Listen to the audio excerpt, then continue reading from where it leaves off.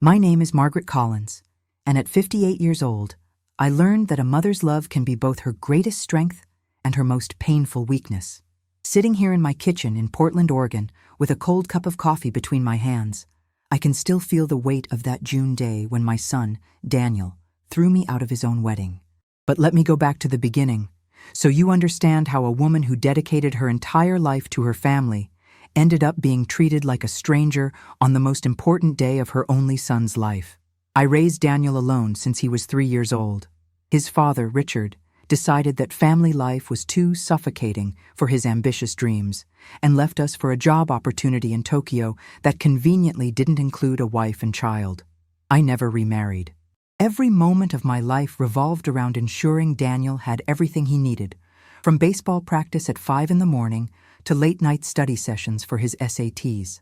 I worked 2 jobs for 15 years, first as a nurse at Portland General Hospital during the day and then stocking shelves at a grocery store 3 nights a week. My hands became rough, my back ached constantly, but seeing Daniel graduate from Stanford with honors made every sacrifice worth it. Victoria Hawthorne entered our lives like a perfectly orchestrated storm. Daniel met her at a charity gala in San Francisco, where she was the event coordinator, all designer dress and practiced smiles. From day one, I sensed something calculating behind those green eyes, the way she assessed our modest 2-story house in Laurelhurst, how her nose wrinkled slightly when I served my homemade pot roast instead of some trendy fusion cuisine. But Daniel was smitten, and I bit my tongue because I'd never seen him so happy, or so I thought. Victoria came from old money, the kind of East Coast wealth that traces its lineage back to the Mayflower.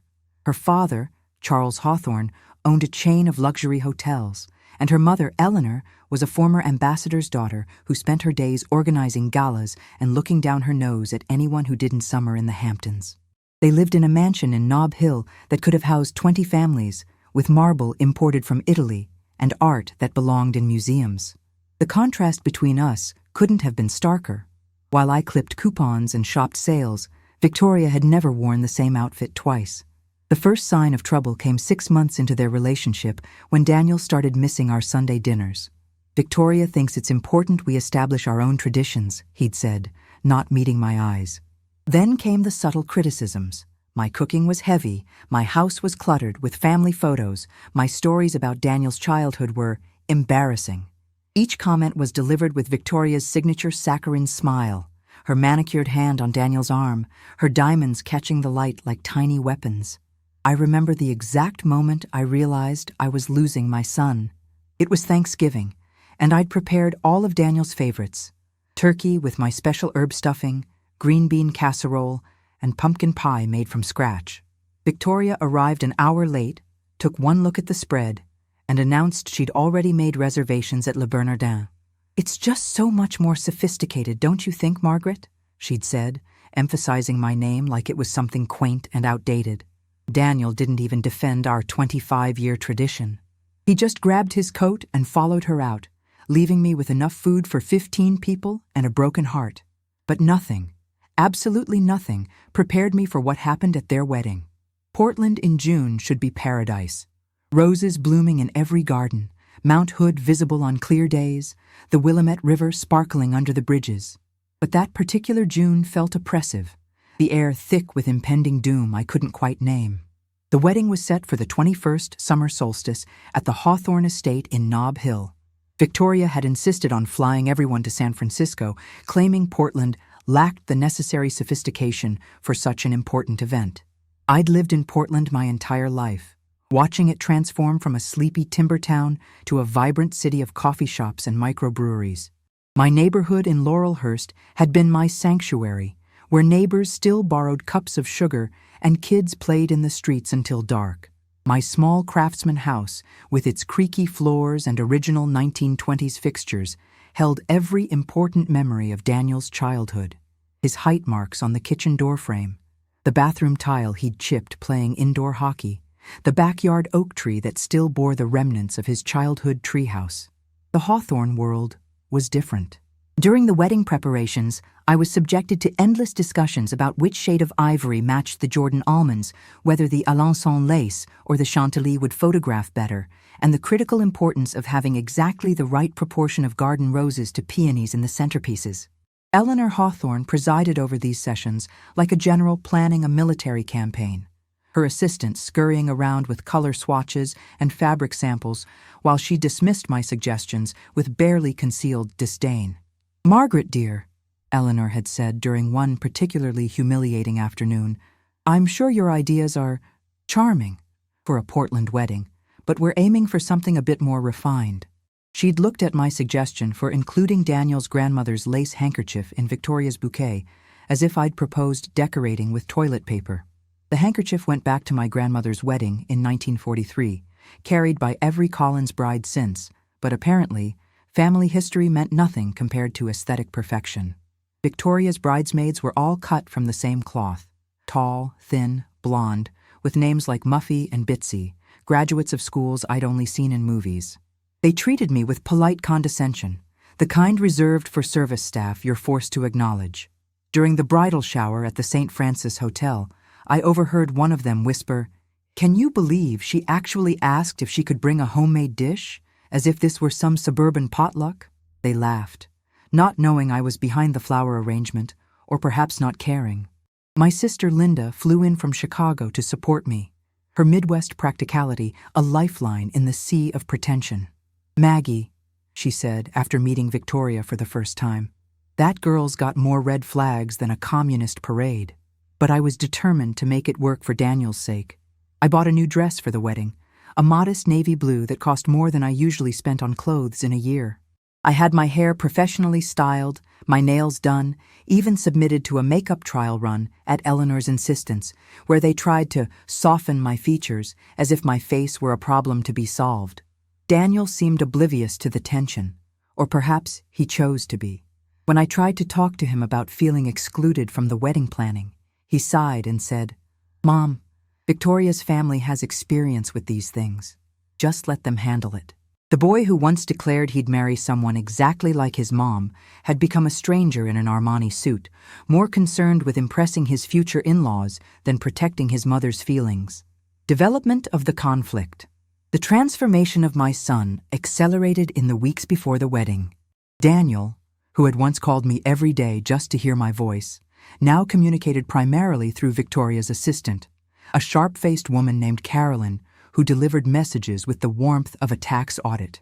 "Mrs. Collins," she'd say, never Margaret, always emphasizing the Mrs. as if to remind me of my failed marriage. "The bride and groom request your presence at the rehearsal dinner at 7 sharp. Cocktail attire required."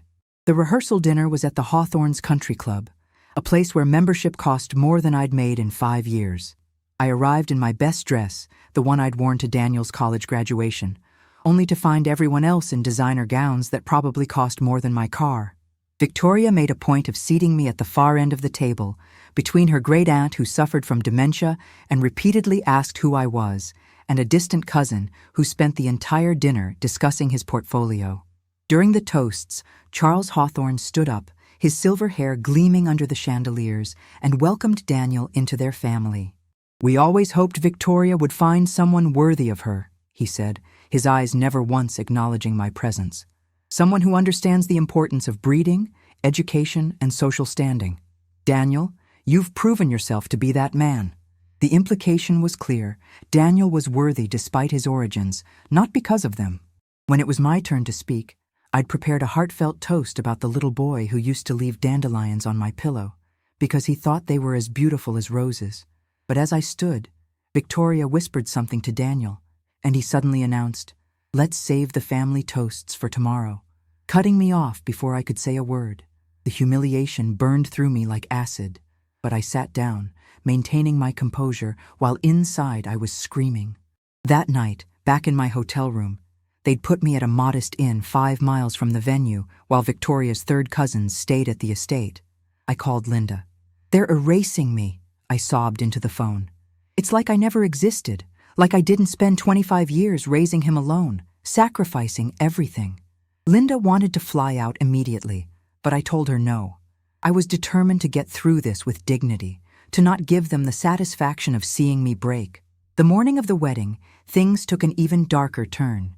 Carolyn called to inform me that there had been adjustments to the seating chart. I was no longer at the head table, but relegated to table 12, with the catering staff's families and plus ones no one really knew.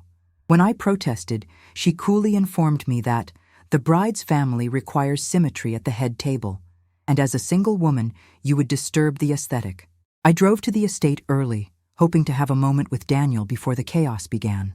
I found him in the groom's suite, surrounded by his groomsmen, all Victoria's choices, her brother and cousins, and society friends. Not one of Daniel's college friends or the boys he'd grown up with had made the cut. "Danny," I said, using his childhood nickname, "can we talk for a moment?" He looked uncomfortable, glancing at Victoria's brother Preston, who smirked and said, "The help usually uses the service entrance, Mrs. Collins." The others laughed, and to my horror, Daniel didn't defend me. He just said, "Mom, this isn't a good time. Victoria needs me to approve the photographer's shot list." The rejection stung worse than any physical blow. This was the child I'd held through chickenpox, whose tears I'd dried after his first heartbreak, who once told me I was his hero. Now he couldn't even spare 5 minutes on his wedding day. Subplots and complexities. As guests began arriving, I noticed things that others might have missed. The wedding planner whispering frantically into her headset, vendors looking confused about payments, and most surprisingly, Richard's name on the guest list. My ex-husband, who hadn't seen Daniel in 20 years, had been invited to our son's wedding while I was being systematically pushed aside. I confronted Daniel about it while he was adjusting his boutonniere. "You invited your father?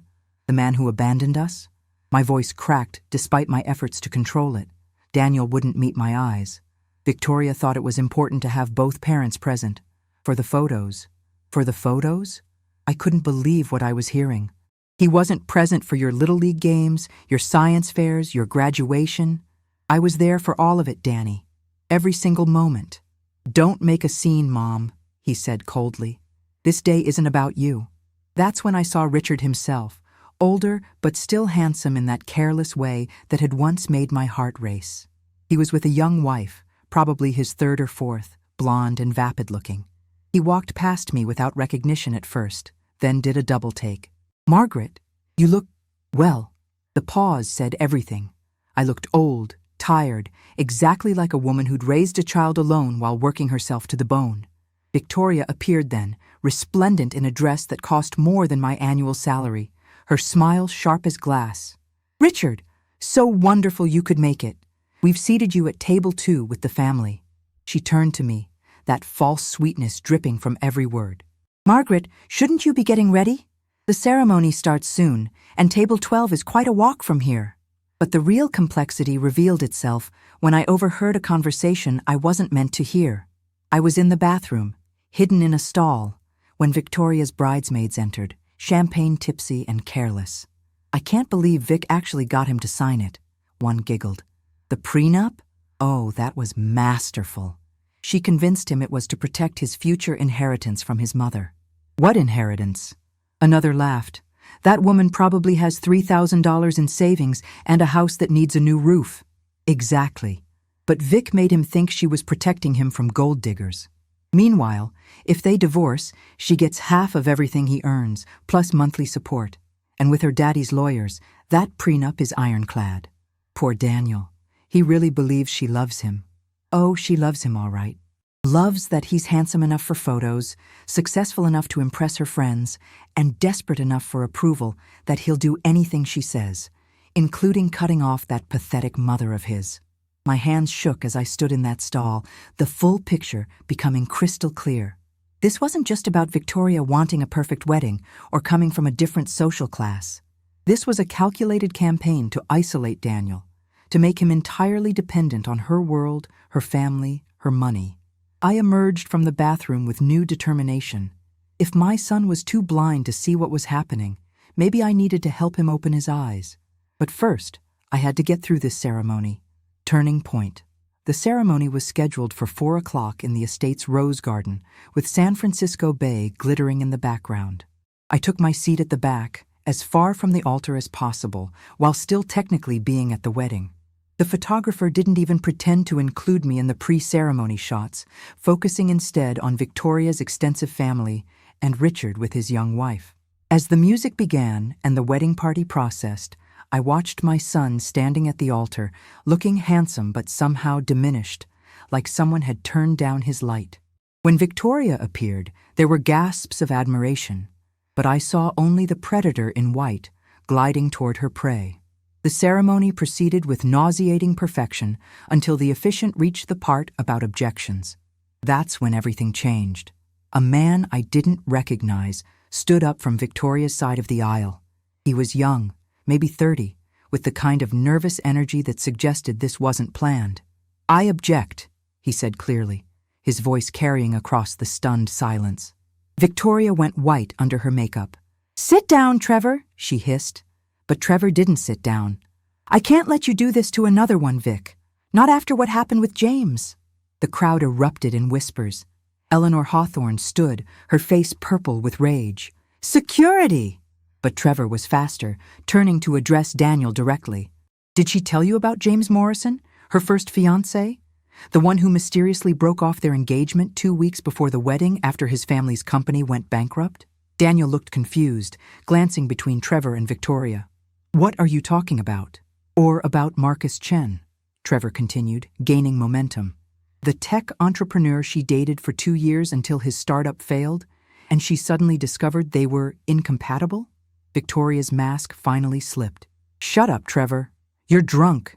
"I haven't had a drink in 3 years, Vic. Not since you drove me to it." Trevor turned back to Daniel. "I'm her second cousin. I've watched her do this 3 times now. She finds successful men, isolated them from their support systems, and then bleeds them dry. Check your prenup, man. Really read it. That's when things went from dramatic to catastrophic." Victoria grabbed her father's arm, whispered something urgently, and Charles Hawthorne strode toward me. Not Trevor, who had just exposed his daughter, me. "This is your doing," he boomed, his finger pointing at me like a weapon. "You hired this man to ruin my daughter's wedding." I stood, shocked. "What?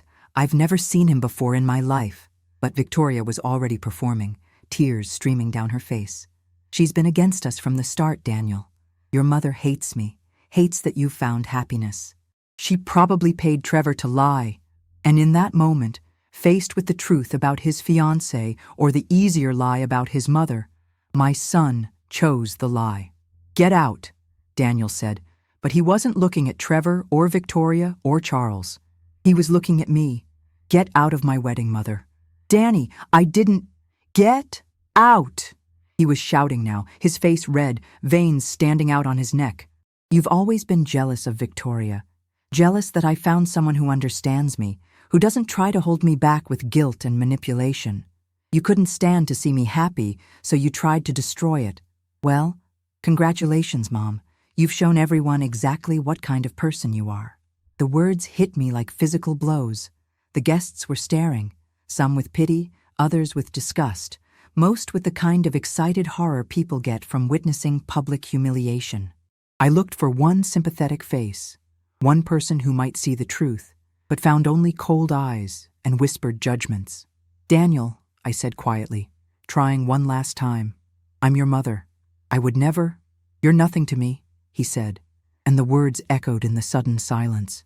"As far as I'm concerned, I don't have a mother anymore. Security, please escort this woman off the property." 2 security guards appeared at my elbows. I shook them off, maintaining what dignity I had left. "I'll leave on my own." I looked at my son one last time, hoping to see some flicker of doubt, some recognition of the boy I'd raised. But there was nothing there except Victoria's influence, her poison having done its work completely. As I walked down that aisle, 300 guests watching my humiliation, I heard Victoria say sweetly, "Don't worry, darling. We won't let her ruin our special day." The ceremony resumed before I even reached the garden gate. Consequences and reactions. I drove back to Portland that night, 5 hours of highway blurred by tears I couldn't stop. Linda met me at my house, took one look at my face, and pulled me into her arms without asking questions. I sobbed until I couldn't breathe, until my ribs ached and my throat was raw, until there was nothing left inside me but hollow rage. The next morning, The photos were already on social media. Victoria's wedding photographer had somehow captured the exact moment Daniel told me I was nothing to him, and someone, I suspected Victoria herself, had made sure it went viral. "Mother of groom attempts to sabotage society wedding," read one caption. The comments were brutal. People who didn't know me, who had never met me, felt free to judge me as a bitter, jealous mother who couldn't let go. But Trevor found me. He called Linda, who'd posted a single comment defending me, and asked to meet. We sat in my kitchen, the same one where Daniel had done his homework for 18 years, and Trevor told me everything. "Victoria is my second cousin, but we were close growing up," he explained, his hands wrapped around a mug of coffee. "I watched her transform from a sweet kid into this. Her parents created a monster, telling her that her beauty and their money meant she deserved everything, that other people existed to serve her needs." He showed me documents on his phone, private investigator reports Victoria had commissioned on Daniel before they even started dating, financial assessments, psychological profiles. "She targets specific types of men," Trevor explained. "Successful but not wealthy, emotionally isolated, with weak family bonds she can exploit." Daniel was perfect, raised by a single mother, no siblings, desperate for the kind of approval her world could provide. "Why did you come forward?" I asked. "Because James Morrison killed himself," Trevor said quietly. 6 months after Victoria destroyed him. She took everything, his money, his reputation, his will to live. I couldn't watch it happen again. The revelation hit me like ice water. My son hadn't just married a manipulative woman. He'd married a genuine predator. I tried calling Daniel repeatedly over the next week. His phone went straight to voicemail. I tried email, texting, even old-fashioned letters. Everything went unanswered. Finally, I received a single response, but it wasn't from Daniel. It was from a lawyer, sending a cease and desist letter warning me that any further attempts to contact Mr. and Mrs. Daniel Collins would be considered harassment. Mrs. Daniel Collins. She'd even taken his name, the one thing I'd given him that was truly mine to give. Linda stayed with me for 2 weeks, forcing me to eat, to shower, to go through the motions of living. But inside, something had fundamentally broken. The purpose that had driven me for 28 years, being Daniel's mother, was gone. I was a mother without a child, a woman whose entire identity had been erased in a single afternoon. But pain, I discovered, could transform into something else if you let it ferment long enough. And as the weeks passed, my grief began to crystallize into something harder, sharper. Victoria thought she'd won. She thought she'd eliminated the only threat to her control over Daniel. But she'd forgotten one crucial thing. A mother's love might make her vulnerable, but a mother's rage makes her dangerous. Overcoming and growth. 3 months passed before I made my first move. During that time, I underwent my own transformation. I sold my house in Laurelhurst, the one filled with memories that now felt like ghosts. With the equity in my savings, I had enough to start over, but I wasn't interested in running away. Instead, I rented a small apartment in San Francisco, close enough to watch but far enough to avoid detection. I hired my own private investigator, a former FBI agent named Carol who specialized in financial crimes. What she uncovered about the Hawthorne family was illuminating. Charles's hotel empire was built on leveraged debt and shady deals. They were one major lawsuit away from bankruptcy, and Victoria's marriage to Daniel, specifically the prenup that would give her access to his future earnings as a surgeon, was their financial lifeline. I also connected with James Morrison's sister, Sarah. She'd been trying to expose Victoria for years, but had been shut down by the Hawthornes' lawyers and influence. Together, we began building a case, not just against Victoria, but against the entire family's pattern of predatory behavior. The hardest part was watching from afar as Daniel's life unraveled. Through social media and mutual acquaintances, I learned that he'd been pressured to leave his residency at UCSF to join a private practice owned by Charles's golf buddy, a practice that turned out to be under federal investigation for insurance fraud. His old friends had been systematically excluded from his life, replaced by Victoria's circle of shallow, wealth-obsessed acquaintances who treated him like a pet they'd trained to perform tricks. But I also learned something else. Victoria was already getting bored. Carol's surveillance showed her meeting with her ex, Marcus Chen, whose new startup had just received major funding. She was laying the groundwork for her next move, which meant Daniel was about to learn what it felt like to be discarded. I started documenting everything meticulously. Every meeting between Victoria and Marcus, every financial transaction that looked suspicious, every piece of evidence that showed the Hawthorne family's criminal connections. Sarah Morrison provided me with old emails and texts from Victoria that showed her pattern of behavior. Trevor, despite threats from the family, gave a sworn affidavit about Victoria's history. Meanwhile, I reinvented myself. I took courses in financial forensics, learned to read complex legal documents, understood the intricate web of shell companies and offshore accounts the Hawthornes used to hide their debts. I wasn't the same woman who'd been escorted from that wedding. I was someone harder, smarter, and infinitely more dangerous to those who'd destroyed my family. The breakthrough came when Carol discovered that Victoria had been slowly transferring money from Daniel's accounts into investments under her name only. Small amounts, but consistent and without his knowledge. She was building her exit strategy, her next egg, using the prenup's provisions about joint financial planning to legally steal from the man who'd given up everything for her. That's when I knew it was time. Not to save Daniel. He'd made his choice, and some lessons can only be learned through pain. But to ensure that when Victoria and her family destroyed him, they'd destroy themselves in the process. Preparation for the climax. I orchestrated everything to converge on their first wedding anniversary. Victoria, ever the performer, had planned an elaborate party at the Hawthorne estate, the same place where my humiliation had been staged. The guest list included everyone who'd witnessed my disgrace, plus journalists, society photographers, and most importantly, several federal investigators who didn't know they'd been invited under false names. Sarah Morrison had connected me with a brilliant hacker named Alex, whose brother had been one of Charles Hawthorne's victims in a real estate scam. Together, we'd gathered enough evidence to destroy them, but we needed them to destroy themselves publicly, irrevocably, in a way that no amount of money or influence could undo. I sent anonymous packages to key people.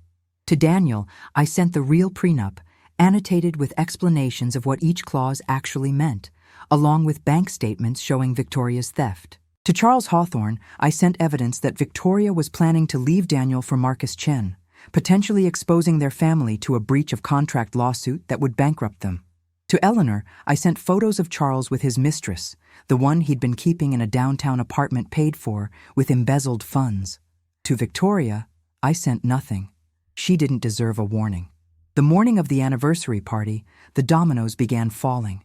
Charles, in a panic about Victoria's betrayal, tried to move money from the hotel accounts to cover his exposure, triggering federal alerts about suspicious activity. Eleanor, enraged about the mistress, filed for divorce and froze all joint accounts. Victoria, sensing the walls closing in, tried to accelerate her plan with Marcus, transferring a large sum from Daniel's investment account, a transfer that Carol had ensured would be flagged and traced. But Daniel did nothing. Even with the evidence in front of him, he was too deep in denial, too invested in the lie of his perfect life to acknowledge the truth. That's when I realized my son wasn't just a victim. He'd become a willing participant in his own destruction. The party was set for 7 o'clock. By 6, federal agents had raided Charles's offices. By 6:30, Eleanor was at her lawyer's office. By 6:45, Victoria was on the phone with Marcus, screaming about the frozen accounts. And by 7, I was walking back into the Hawthorne estate, this time through the front door, with Sarah Morrison, Trevor, and a small army of journalists who'd received anonymous tips about the society scandal of the decade. Climax. The scene at the estate was chaos wearing a veneer of elegance. Guests had arrived to find the host family in various states of crisis. Charles was on the phone with his lawyers, his face the color of expensive wine. Eleanor was nowhere to be seen, having barricaded herself in the master suite. Victoria stood in her anniversary dress, another small fortune in white silk, trying to maintain composure while her world imploded. And Daniel stood in the center of it all, looking lost, like a child who'd woken up in a strange place with no idea how he'd gotten there. I walked directly to him. Security moved to stop me, but Sarah Morrison's lawyer, who'd accompanied us, simply said, "I wouldn't do that unless you want to add assault charges to your problems." "Hello, Daniel," I said calmly. He stared at me, his mouth opening and closing like a fish gasping for air. "What are you doing here?" "Watching the consequences of choices," I replied. "Yours and theirs." Victoria rushed over, her composure finally cracking. "Get out! Get her out! This is all you're doing, you bitter old—" "Mrs. Collins," a federal agent interrupted, having followed us in. "We need to ask you some questions about transfers made from accounts under your husband's name." The color drained from Victoria's face. "I want a lawyer." "That's your right," the agent said. "Mr. Daniel Collins, we'll need to speak with you as well, though you're not currently under suspicion of wrongdoing." Daniel looked between Victoria, the agent, and me. "I don't understand what's happening." Trevor stepped forward. "What's happening is what I tried to warn you about. Check your bank accounts, Daniel. Check them right now." With shaking hands, Daniel pulled out his phone. I watched his face change as he saw the reality. Accounts emptied, investments liquidated, everything he'd worked for gone. "Victoria?" His voice was small, broken. "What did you do?" She turned on him then, the mask not just slipping, but shattering completely. "What did I do? I tried to make something of you. You were nothing but a mama's boy with a medical degree and delusions of grandeur. I gave you status, connections, a life worth living. You stole from me," he said, the reality finally penetrating. "I took what I deserved for having to pretend you were worth my time," she screamed. "Do you know how boring you are? How pathetically eager for approval? At least Marcus has ambition beyond pleasing his mother." The guests were recording everything on their phones. The journalists were taking notes. The federal agents were documenting every word. And through it all, I stood silent, watching my son's world, the false world he'd chosen over family, collapse entirely. But the true climax came when Daniel turned to me, his eyes full of tears, and said, "Mom, I'm so sorry. Please, I need you. I made a terrible mistake." I looked at the boy I'd raised, the man he'd become, and felt nothing. The love was still there, somewhere deep, but it was buried under layers of scar tissue from the wound he'd inflicted. "I know you're sorry," I said quietly. "But you told me I was nothing to you. You chose them over me, money over family, appearances over truth. And now you want your mother back because you need something?"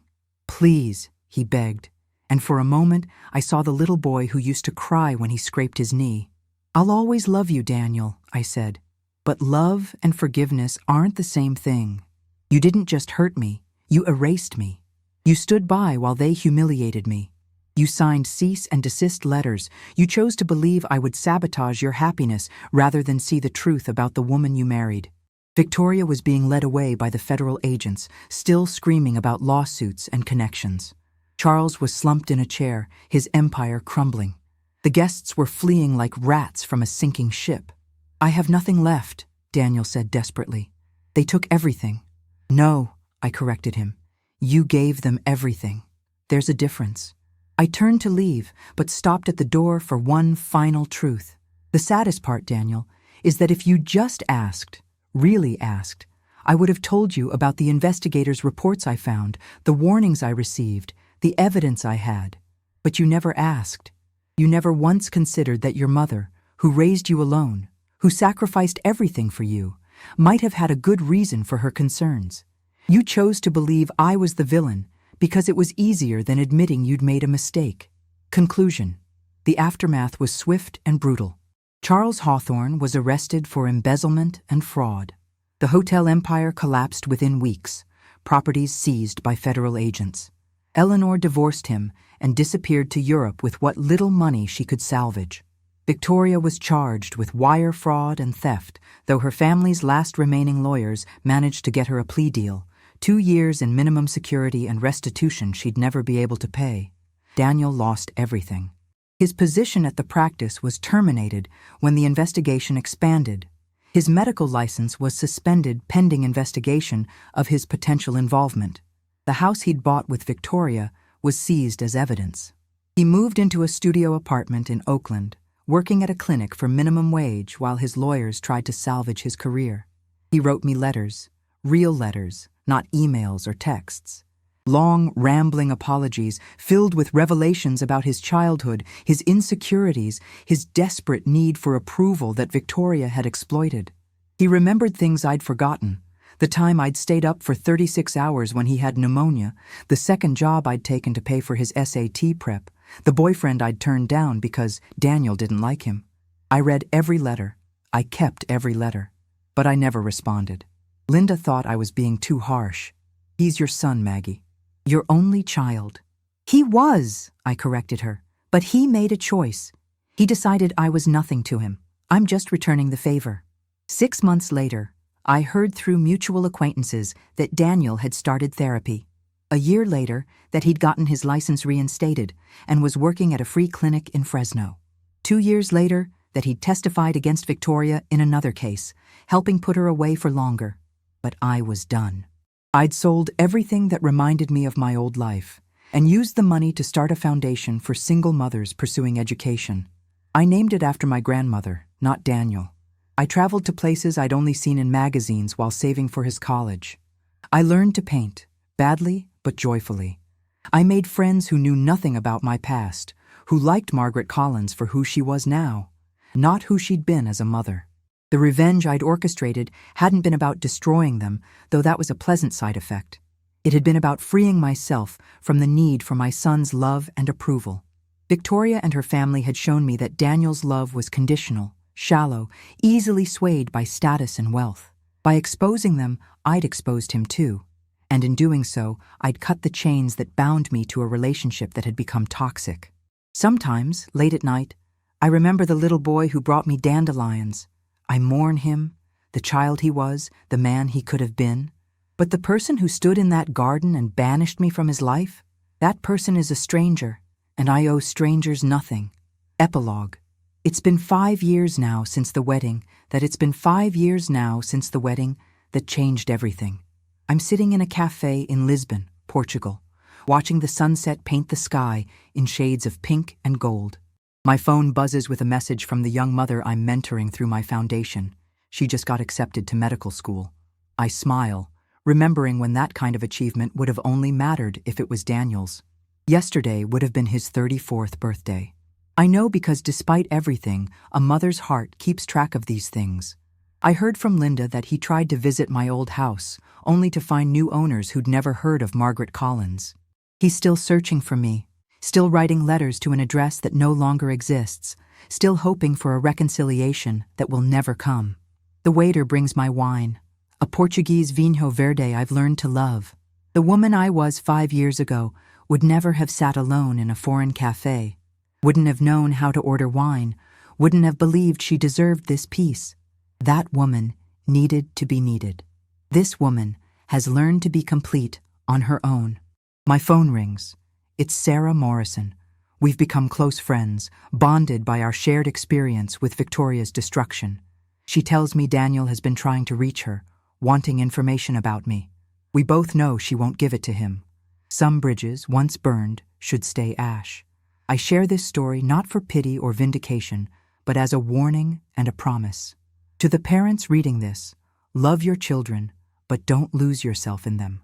The moment you become nothing more than someone's mother, father, or caregiver, you've given them the power to erase you.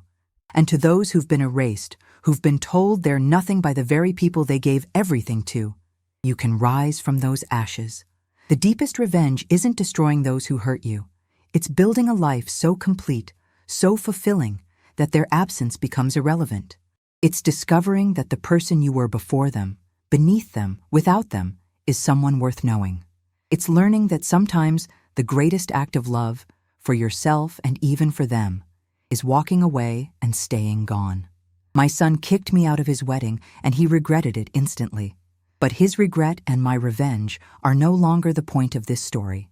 The point is the woman typing these words in a Lisbon cafe, the woman who learned that being cast out can be the same as being set free, the woman who discovered that when someone tells you you're nothing to them, they might be giving you the greatest gift of all, the chance to become everything to yourself.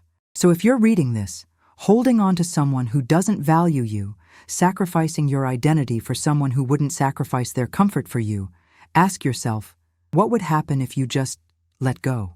What life might be waiting for you on the other side of that pain? You might be surprised. I certainly was.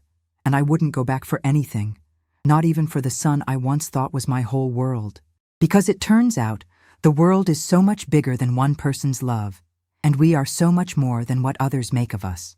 The sun has set here in Lisbon, and the lights are coming on across the city. Somewhere in California, Daniel Collins is probably finishing his shift at the clinic, going home to an empty apartment, perhaps writing another letter I'll never read. Victoria Hawthorne is in her 3rd year of incarceration. The Hawthorne Empire is just a cautionary tale told at society gatherings. And Margaret Collins? She's exactly where she wants to be.